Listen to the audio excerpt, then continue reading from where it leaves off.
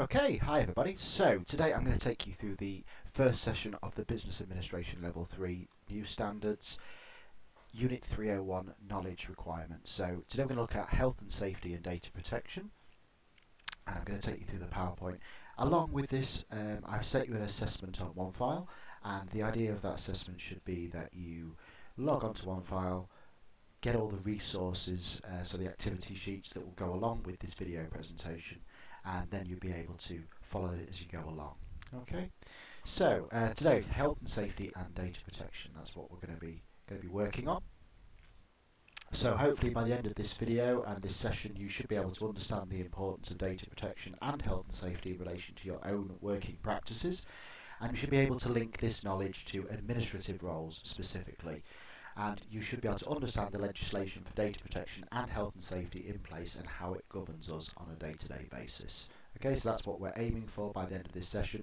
This session is a video session, of course. We normally do these in person in groups, so there may be some lay-up for group work. In those situations, work on your own to complete the activities, and then you can upload them once you've finished along onto the assessment on OneFile. Okay, so let's just give you a very quick introduction to GDPR. So you probably know, or you may already know, what data protection and GDPR is. That will all depend really if you've done a previous qualification or not. If you have, then I hope you do. If not, that's absolutely fine. So I'm going to take you through what that means. So data protection, GDPR, GDPR meaning General Data Protection Regulations. So they do relate to the same thing. There's just been a few changes over the last couple of years into how they're implemented in business. Okay, so the General Data Protection Regulations, so you can see their GDPR, they were introduced in 2018. Now, they weren't a brand new thing. There was standard data protection rules and laws in place before that. It's just that in May 2018, when they introduced them, they changed a couple of the requirements and they've clarified a few things, so things are clearer for businesses and for individuals as to what their responsibilities and the potential implications can be for not following. So what they are is mandatory legal requirements for every business that handles any form of personal or sensitive data. This can include staff members as well as customer data. So if you remember, if you've got a company with a HR team, even if that company don't deal with sales or customers in any way directly, the HR team will still be holding staff data, so names, dates of birth, gender identity, sexuality, those sorts of things. So those are the sorts of things that those businesses must comply with the GDPR rules in order to make sure they are treating their staff correctly and not get themselves into any legal problems. Okay, so yes, they do apply for you while working for the City of Lincoln Council as well. So you will be handling some form of data. I would assume that's probably going to be customer data, and in doing so you are then subject to the rights and requirements of the GDPR laws. Okay, if you're ever not sure about that, always make sure, as I say as a general rule, check with somebody in authority, so your supervisor or one of your assessors. If you're doing anything that you're not sure that you should be doing, don't do it. Just ask first, and then you can find out whether it's a suitable thing to do. Okay. So, data protection has 7 key principles, and those are lawlessness, fairness and transparency, purpose limitation, data minimization, accuracy, storage limitation, integrity and confidentiality, which covers security, and accountability. Okay, so I will explain a little bit about what those actually mean. So all data must be processed lawfully, fairly and in a transparent manner in relation to individuals. So what they're saying there is all the data must be processed. It can't be hidden unless it's from those that aren't authorised to see it. So it must be processed in a suitable way. It must be processed fairly. And it must be, when they get to in terms of the word transparent, what they mean is that if somebody wants to make a request to see what information is held on them by a company, which is called a FOI or a Freedom of Information request, then that person is able to do so and find that information out transparently. It's not being hidden from them when it's suitable to share it with them. Okay. It must be collected for specified, explicit and legitimate purposes. So what they're saying is that if you're asking someone to provide data, it needs to be for a particular identified purpose. So if you were, for example, if you was taking somebody's home address because you needed to know where they were to bill them for council tax, then that's absolutely fine to do that. But if they, for example, were wanting to purchase something from your shop, then it wouldn't necessarily be appropriate to ask for their address. Okay, so unless it was for a warranty or particularly for posting out a receipt. But again, you need to sort of tell customers what you're going to be using the data for. So if somebody comes into your shop and buys some stationery, why would you necessarily ask them what their gender is or their sexual identity or what pronoun they prefer to be called, for example? Those things don't necessarily relate to the purpose of the transaction, and they're not relevant, so they're not explicit in that respect. It's just gathering data unnecessarily, and I would always advise never gather data you don't need to gather. Only gather what you do need and for the right reasons. It must be adequate, relevant and limited to what is necessary in relation to the processing purposes. So this gets on to what I was just saying as well, really. So it's a case of taking enough, so in terms of adequate, you've got enough information to process what you need, but it still needs to remain relevant. So if you need to just take someone's name and address and telephone number to give them a call back, for example, then you don't need to take the last 5 years of address history or their marital status, for example. That's not necessarily relevant to the inquiry or for the processing purposes. They must be accurate and, where necessary, kept up to date, so it's important that information is recorded accurately. Mistakes can happen, of course, with data, and sometimes it can either be misinterpreted, misheard on the phone, or supplied incorrectly by the applicant, or it can be inputted incorrectly by the administrator. So wherever possible, we need to keep that up to date, and that's important as well, because if you're holding information on someone that's out of date, then that may not be correct information and is technically breaching the requirements. It must be kept in a form which permits identification of data subjects for no longer than is necessary. So there is something called data retention laws. The expectation on a default level is that if a company no longer requires information on an individual, it should be deleted after 6 years as standard.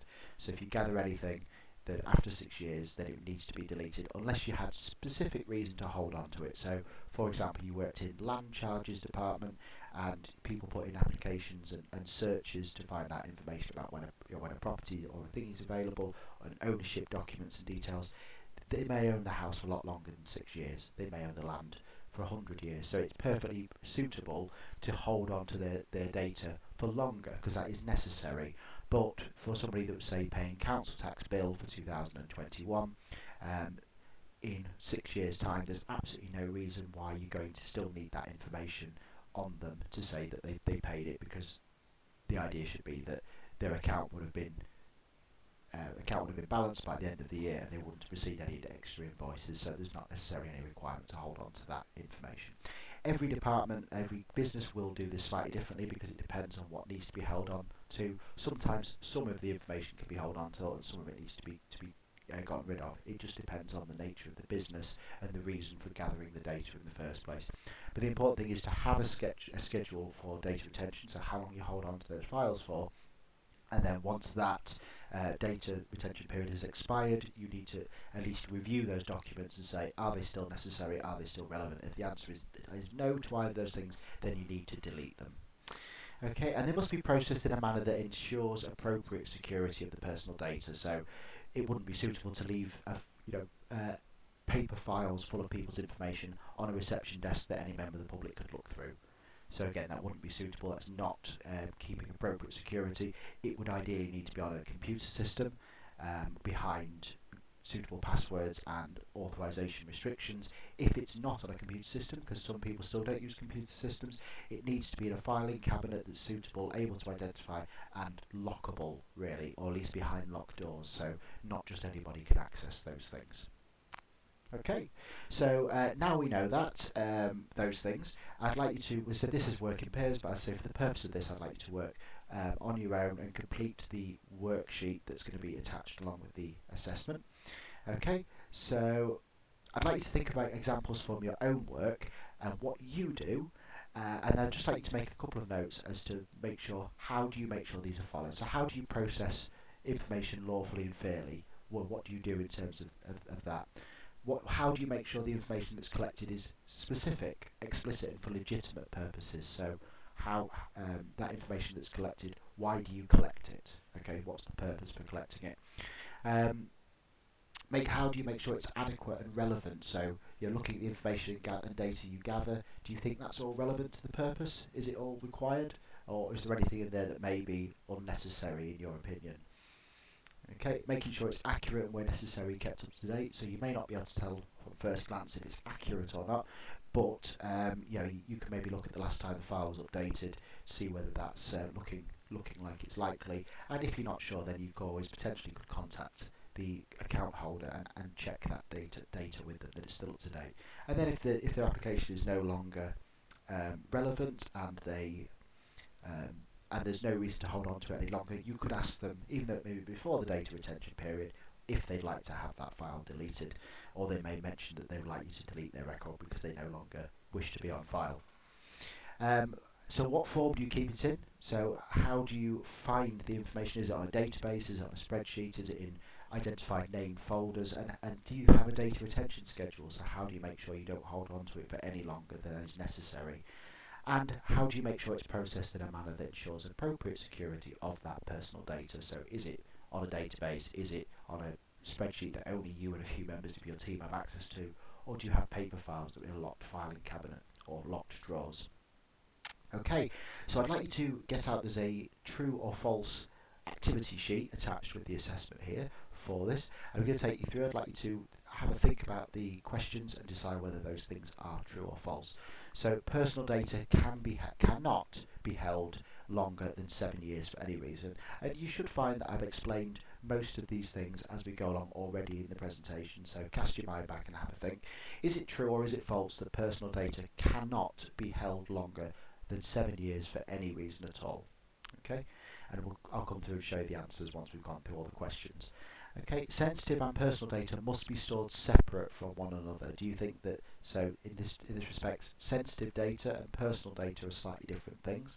Personal data may be your name, your date of birth, your residence, so where you're living, while sensitive information may be more something like on the lines of marital status, sexual orientation, gender identity, those sorts of things. Okay, so there's a slight separation between those things, and as such, do you think those pieces of data must be stored separately from one another? So if someone had access to see it, can they see them all, or do they need to see those things separately? A customer has the right to see what data you hold on them. Customers have the right to see what data you hold on other customers. The fines for data breaches are only charged to the organisation responsible and not the individual. And GDPR was first introduced in 2018, being the first type of law of its kind before. Okay, so the first one here, personal data cannot be held longer than 7 years for any reason. It just popped up if you caught it, but that is false. So as I explained before, data retention periods may be 6 or 7 years as a standard, but that doesn't mean that there's no reason in which data can be held on to for any longer. So in this respect, like I said, for the example I gave was land charges, where you may need to look at a application or a building lease that was put in 80 years ago, so it's perfectly suitable to keep on that data for longer than 7 years. Okay, the next one, sensitive and personal data must be stored separate from one another. That is true. So if you want to see an example of this, if you log on to your iTrent on City People, you will see that your personal data and your sensitive data are actually stored in separate little areas of iTrent for you. So you can't see both those things on the same page. You keep them in the same program or format, but they just need to be separate so someone couldn't view them all on one single page. So a customer has the right to see what data you hold on them. That is true, but I put a little asterisk next to it, and the reason for that is that I mentioned it briefly earlier, but FOI, or Freedom of Information request, what that means is a customer will send in a formal request into you, usually in writing, and ask for identified data that you are holding about them on record. So it may say, I'd like to know how long I've had an application for, how much money I've put into the service, how much reward or refund I've received, and those sorts of things. If they put that request in, then it is up to you as the owner of that data to decide firstly whether it's a reasonable request or not. So is it going to take a reasonable amount of time to complete it? If somebody asked you to look at every single piece of work you've done for the last 20 years, it may not be a reasonable amount of time. It may be just too big a workload to do that thing. If that's the case, then an organisation can request a small fee. So that maybe a fee levied to the individual to say yes, we can provide that data, but we want a fee just to help offset some of the cost of the time it's going to take them to receive that information. Equally, the idea here should be that any data you hold on a customer can be seen by the customer. So if you're making notes on somebody's file, always be very careful to make sure they're professional, and they're based on truth and fact, and not based on personal opinion or feeling.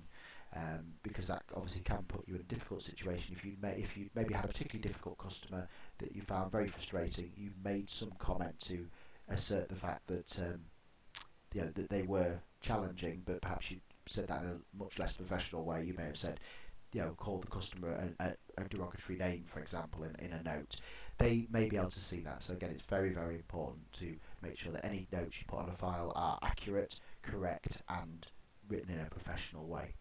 Okay, so yes, customers can potentially see that data, but they have to put a freedom of information request in. If they're asking for something very quick and basic, you may be able to just ring up, confirm their details on the phone. They may say, how long have I had an application for? And you can check their details, have a look, and say 6 months. That's absolutely fine. They don't have to put an FOI request in for that. But when it's a larger piece of work, such as can you show me my account history, or every single application I've put in for this, or every bid I've done for this, you're going to probably want to spend a bit more time. You're not going to do it on that phone call with the customer. Okay, customers have the right to see what data you hold on other customers. I put false, but here I put an asterisk, so it's kind of the other way with this really. If somebody rang up and they wanted to find out information about your council tax account, for example, they don't have the right to do that. They can't just ask for that. It's your data, and without your express consent, they don't have access to that. Even if they contact, say, the council tax department, for example, at City Council, and say, I want to know. There are a couple of instances in which information may be able to gather. So if the police investigation, for example, was happening, they may be able to see what data you held if they were suspecting money laundering into a particular type of account or something like that. But as a general rule, you don't have the right to see data on specified customers. Now, if you put an FOI request in asking for general information, then you may get the data but not the customer information. So what I mean by that is you may put an application in to say housing, and say, I want to know what the average waiting time is, or I want to know every single applicant how long they've waited to receive a house. Now, the organisation will not necessarily tell you who that person is, their date of birth, or any of their personal or sensitive information, but they may say, the most recent applicant waited 6 months, and provide that information for you. So you may have access to limited data on other customers, but it will always be depersonalised if you don't have authority to access that information. Okay, the fines for data breaches are only charged to the organisation responsible and not to the individual. Well, this is false. This is something that previously, with the old data protection rules, was more so the case. But now, since introducing GDPR, there is an expectation on the individual to make sure that they are following GDPR, and as such, if they intentionally, you will find that fines often come for individuals when individuals have made intentional attempts to do something like take data and sell it to make money.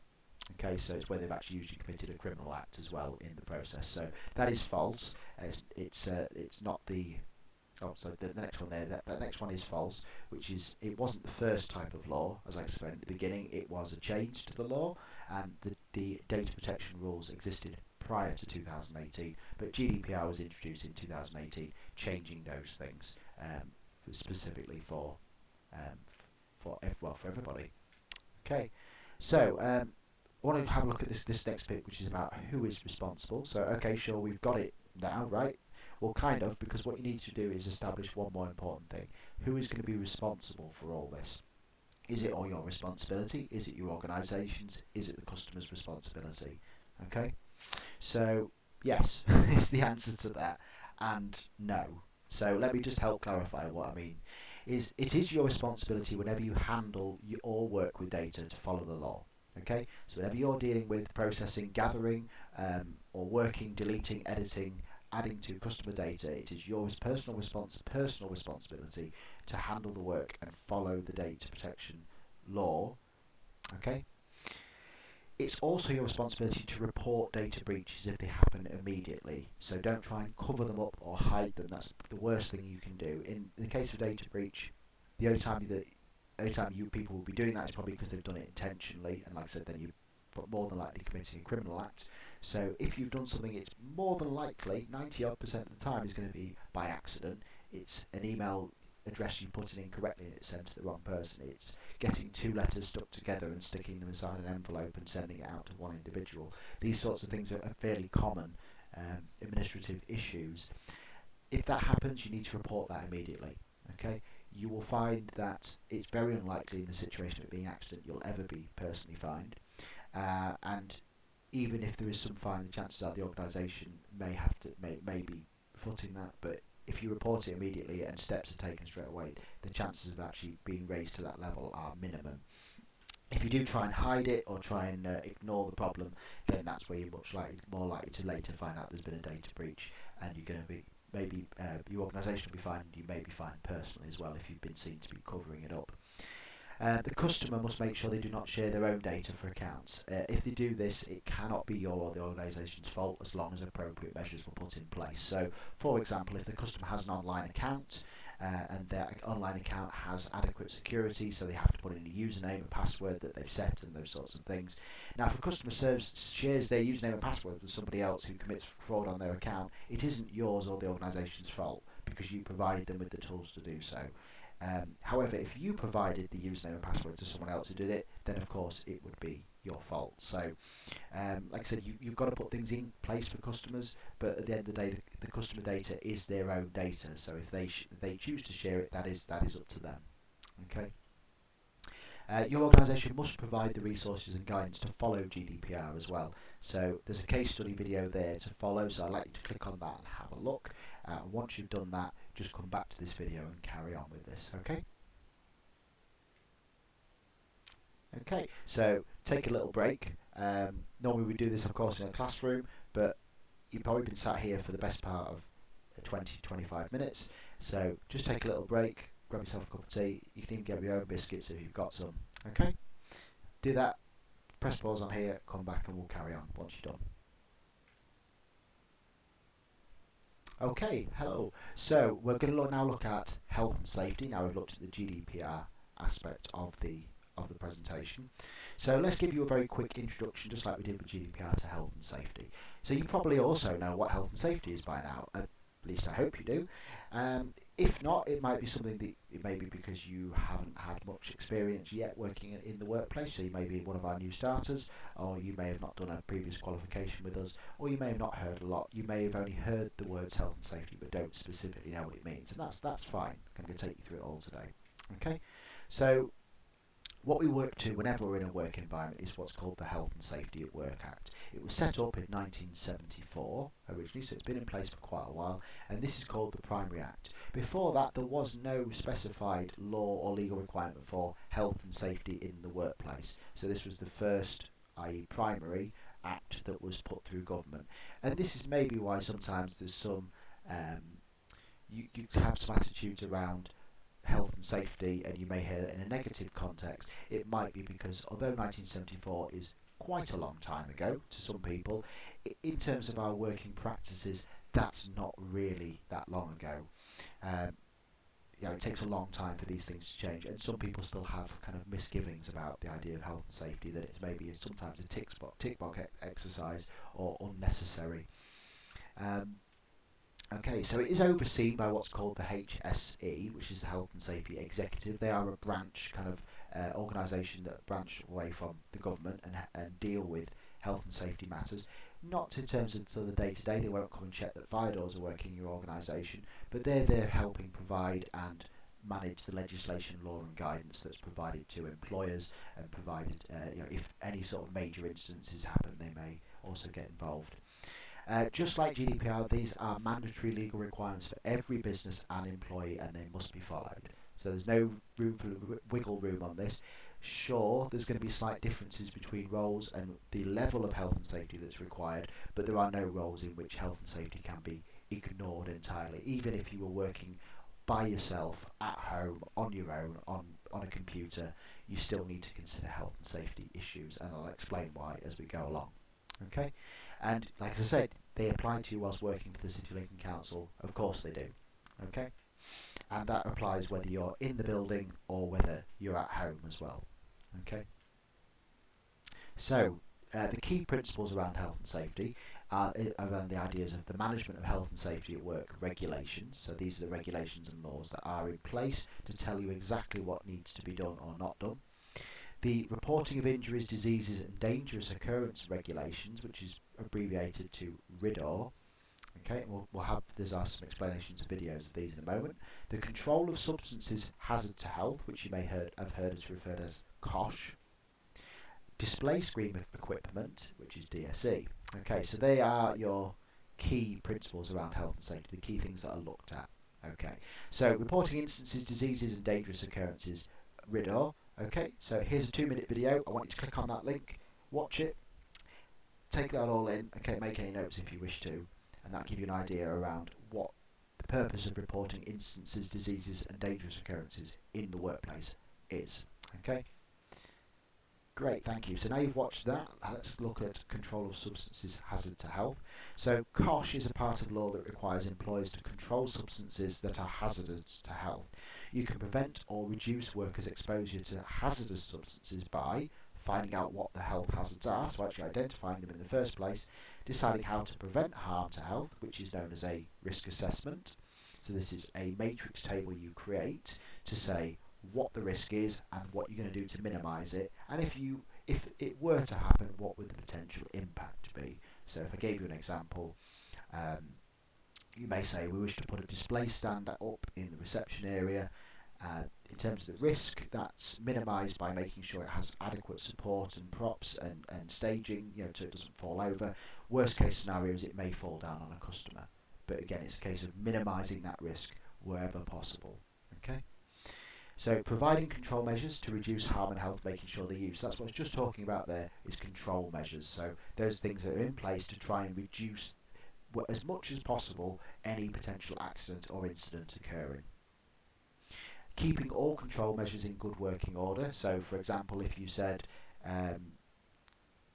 if you had a computer or if you had a photocopier with exposed wiring on it, and your control measure was to put a temporary panel covering that problem until the engineer came out, that's fine, as long as it works is in good order. But if it was left there for 4 months and becomes scrappy and not suitable anymore, that's not a suitable control measure. You're not minimising the risk, plus the fact you should have had the issue sorted out previously, of course. Providing information, instruction and training for employees and others. So it's important to tell people. A lot of people think, well, I don't deal with dangerous chemicals or substances, but a couple you may find you deal with actually a fair bit in the office. Maybe printer toner.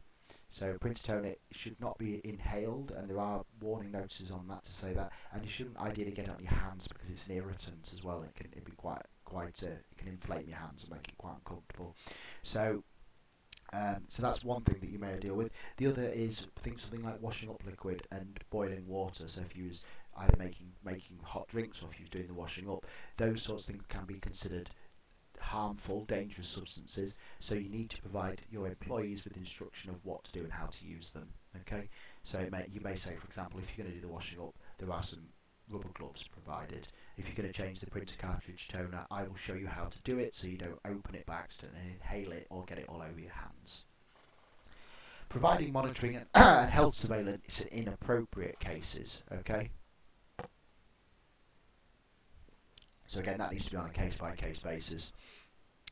So where it may be something like long-term exposure to a chemical because you're working with it as part of a job, and you have control measures in place such as breathing apparatus and hazmat suits, for example, it may still be appropriate to monitor the health of those individuals over the 6 months they're working with the chemical, because although it's not affecting them necessarily immediately on a day-to-day, it may be affecting them on a long-term basis. So there are instances in which monitoring the health and safety of those things is appropriate.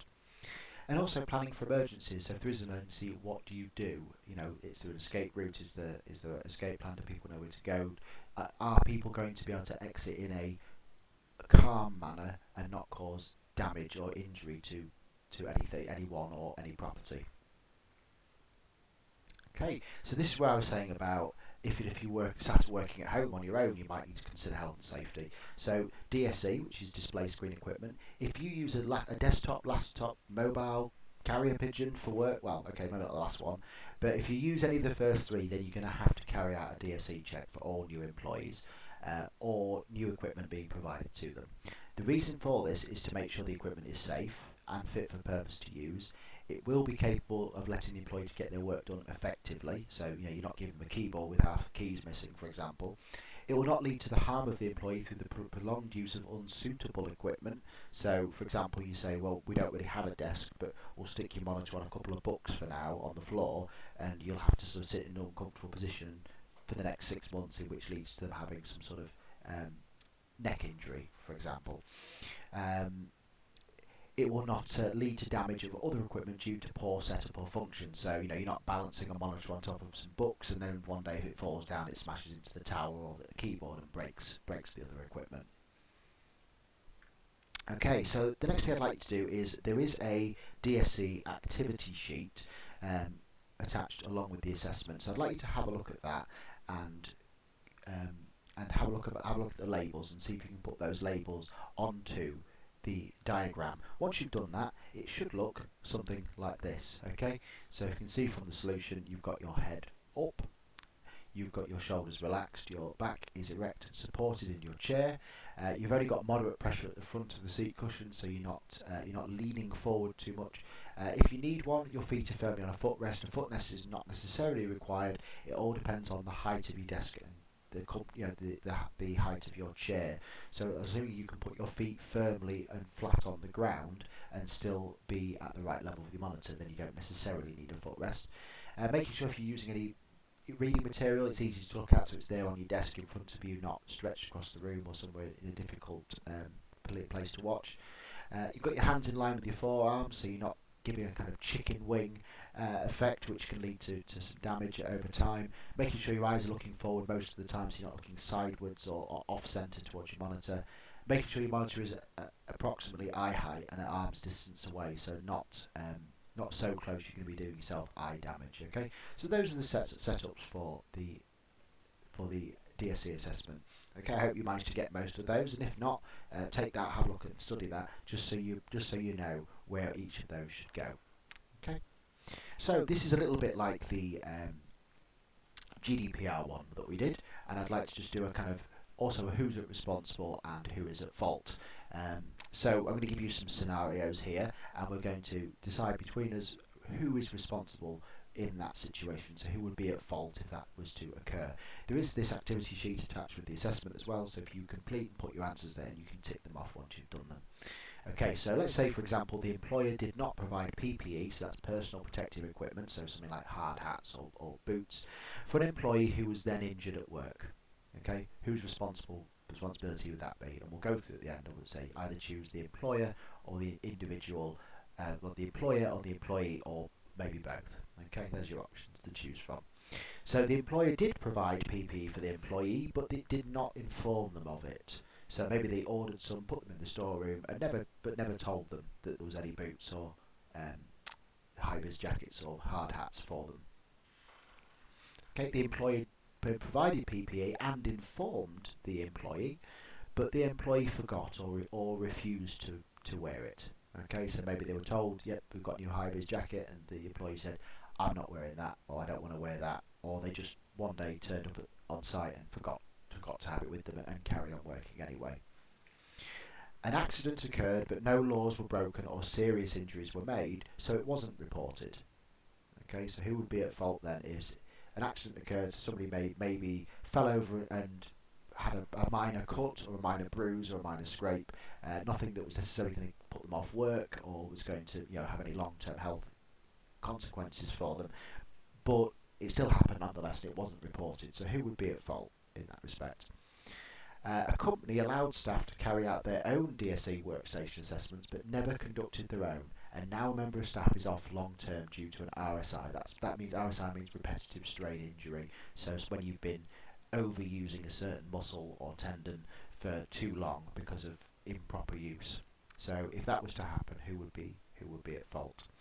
Okay, and the last one, staff were not trained or briefed on health and safety when starting with an organisation, and this led to an accident which was not reported, and then a further accident which could have been avoided if the first was reported. So, for example, staff had no introduction to health and safety. They saw one of them tripped on a pothole or a hole kind of in a floor on site and caused themselves an accident. But then they didn't report that, and then that thing happened again to somebody else, which say could have well been avoided if it was just reported. So in that respect, who's going to be responsible for those things?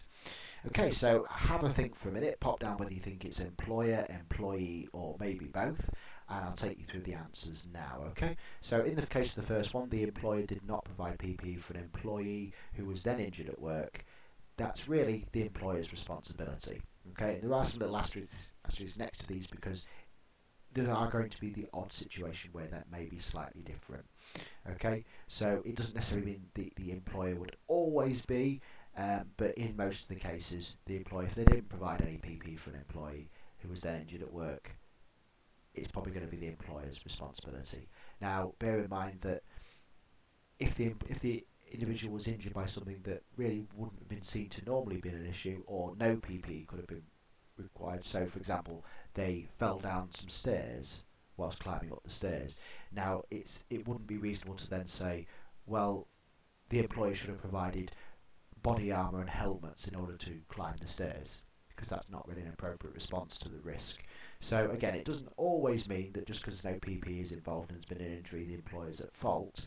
But if, for example, you work on a building site and you weren't provided a hard hat and a brick fell on your head, then that's clearly, could have been avoided or certainly minimised with the use of PPE. Okay, so the employer did provide PPE for the employee, but they didn't inform them of it. So as I said, they ordered it, they put it in the stock room, and it sat there because they forgot to send an email out to them to tell them that it was available to collect. And again, in most cases, that's going to be the employer's fault, because it's not the employee's fault to know if they weren't in the know. They didn't know that it had been ordered, they didn't know it was available to them. And I put an asterisk there because you could say perhaps that there's a certain level of personal responsibility here. If they are used to working on sites, they should know that they require boots or a hard hat, and if the employer hasn't informed them of it, then they should ideally go and ask their employer, but it's very, very unlikely it would ever be considered to be their fault if the employer failed to provide that. Okay, this one's slightly differently then. So if the employer provided PPE and informed them, so they ordered it, they put it in the stock room, they sent them an email, but then the employee forgot or refused to wear it, the chances are then it's going to be the employee's personal responsibility. They've been given everything, the instructions, they've been told what to wear, but they've refused to do it, or they've forgotten to do it and worked regardless.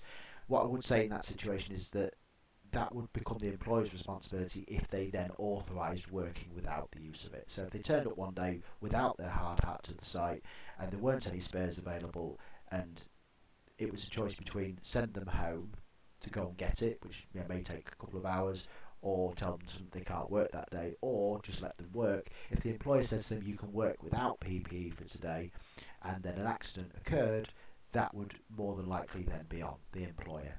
Okay, so more often than not it's going to be, but again, if the employer authorises the use of not using it, says that's fine, then they're going to take some responsibility for that as well. So an accident occurred, but no laws were broken or serious injuries so it wasn't reported. Okay, so this comes down to the employee, because it's not reasonable necessarily to assume the employer knows if a minor injury happens. If someone falls over and scrapes their knee, unless they go and tell their employer about it, the employer isn't going to know. So it's at that stage the employee needs to take personal responsibility to inform the employer. But once they have done, then it becomes the employer's responsibility. So if they inform them, I've scraped my knee, it needs to be put in the accident book, and the employer doesn't do it, then it becomes the employer's issue. Okay. So a company allowed staff to carry out their own DSE workstation assessments but never conducted their own. Now a member of staff is off long term due to an RSI. Okay, so I'll put their employer but with an asterisk, because it is suitable to allow employees to carry out their own DSE workstation assessments, but the organisation should still offer them especially if and chase up on them, because individuals may not know how to do it correctly. They may not have had training, they may not be informed of the correct way in which to do it. Okay, so they might be under the impression that they're working on a perfectly suitable setup, and then 6 months later find out they have some serious, a serious RSI, for example. And the last one then, so staff were not trained or briefed on health and safety when starting with an organisation. This led to an accident which was not reported, then a further accident which could have been avoided if the first was reported. Well, here I put both because there's kind of some personal responsibility on both points. I think that the key main thing here is it's the first part of the sentence, which is saying staff were not trained or briefed on health and safety when starting. So if they've had nothing at all, whether that's not even in email or an online guidance course, then if the employer has provided literally nothing for them, it's mostly going to be on the employer. Okay. But if that information has been partly shared or in some part shared, or the employee is a particularly experienced individual that may have had many years of work, there may be argument to say, well, you was quite aware of what needed to be done and it wasn't done. Okay, so in that situation you may find both.